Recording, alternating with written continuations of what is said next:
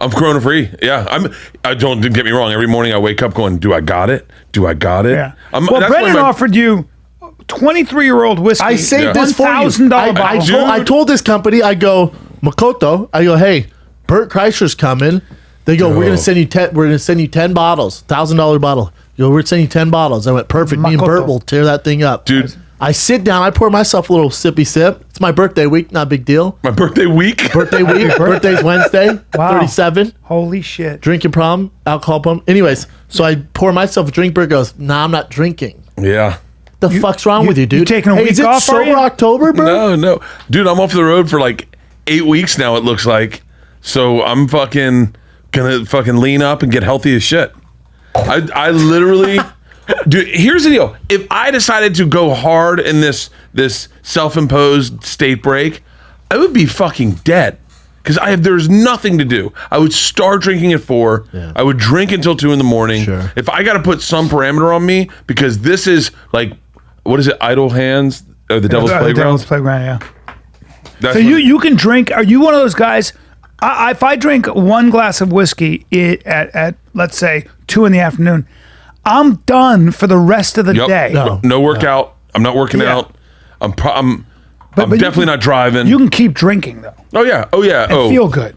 And like for me, I've kind of found my parameters. If I drink when I'm on the road doing tours, if I drink after my shows, I can drink whenever bus leaves, go to the next day. If I don't drink during the day at all, I am 100% fucking perfect. Right. But man, those morning drinkings. Oh, that's a problem. It's a long day. Morning drinking. When we pulled in New Orleans, the day everything broke down. Last week. We flew to New Orleans, got the red eye, got in at 8, hit Bourbon Street, started having cocktails, took a meeting about a movie, slide into a meeting, have more cocktails, everyone's out. We go back to the bus, crack another beer. I'm like, I'm gonna go to bed. I get a call from my agent. He's like, hey, we're not sure about that. Or no, my tour, my promoter comes in, says, hey, we should get on the phone and talk. Is that Live Nation or no? No, Jobu. Okay. It's a different type of thing. All right. And so we should get on the phone and talk. So all of a sudden I'm like, about what? And they're like, and I had the week before I was at Constitution Hall. Constitution Hall is pretty big. It's almost like 4,000 seats.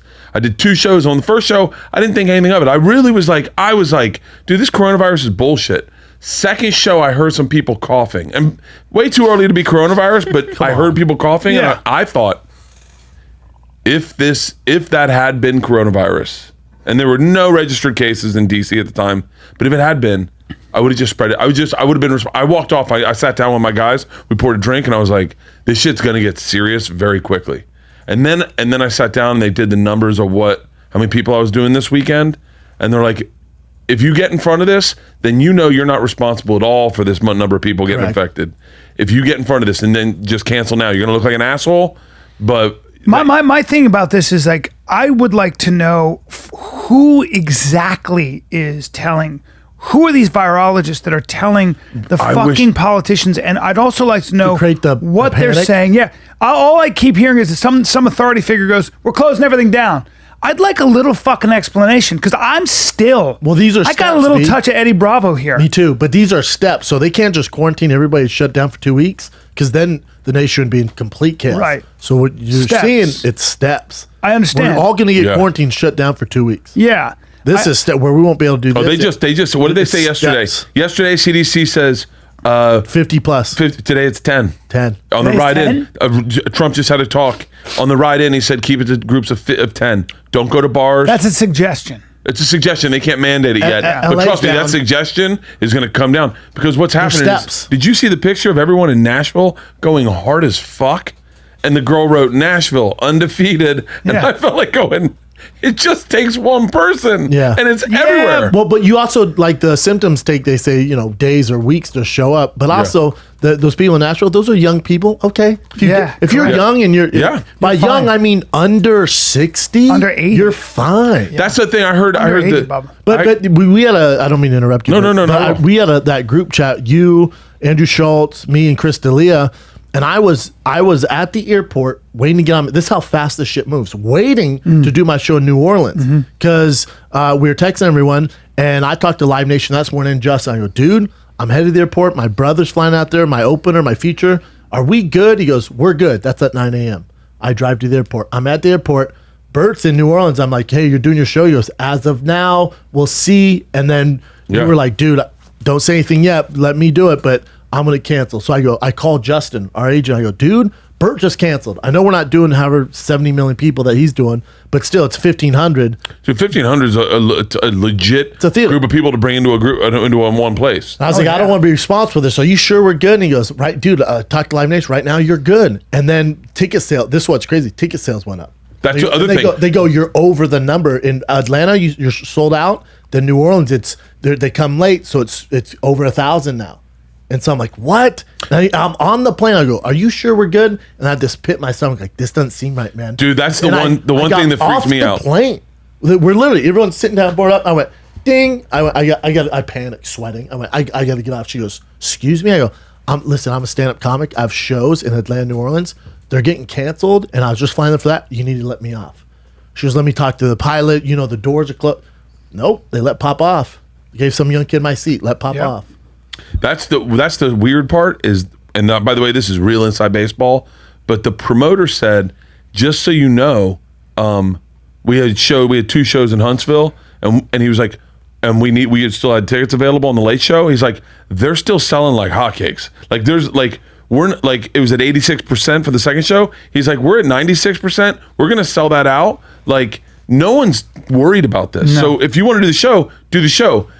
I just saw it. You have a responsibility, right? That's what I felt. I'm like, dude, if to your point, I don't mean to interrupt. My thing was like, dude, my bros are going to come out. My 18 to 36 demo, they're going to come out because they know they're healthy and this ain't shit. My bros are going to come out. My fans are going to fucking come out. If somebody gets it there and it goes like that, and then they go home and it goes like that, they give it to their grandfather. Then I'm responsible. Yeah. I'm like, I just can't. This ain't good. Dude, take a sec. Next time you go into one of these theaters, look at the ushers and look how old they are. Oh, they're 100. All of them are. They're 100. And because I went into the theater that night and kind of looked around, I was really fucking deflated. But then I looked at all the ushers hanging out, and I was like, "Oh, there's not one of them under 60." Okay, but here's when you cancel. That's when I text I go, "Dude, Bert just canceled." And by the way, I could have been wrong. I could still be very wrong. Explain to me why then, if we know that the statistics are how many people? Somebody that it's like 50. Well, there's probably more. But they're all 80. Yeah, the minimum age of death is 81. So they're 80.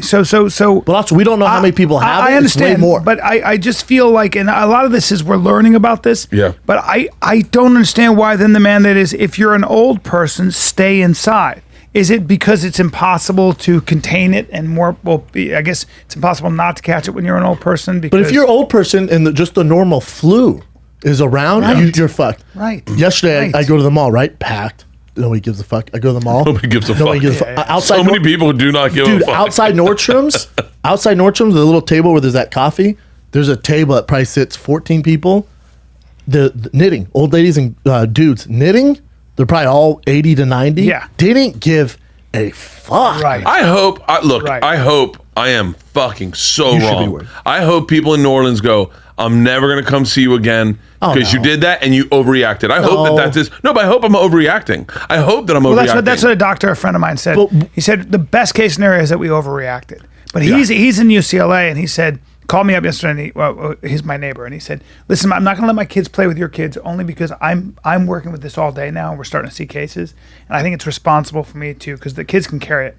And I said, that's fine. And hope for the best, expect the worst, right? But he sent me an article. He said, we want to do this because it will be best case scenario is that we overreacted. That's a good thing. That's me is overreact.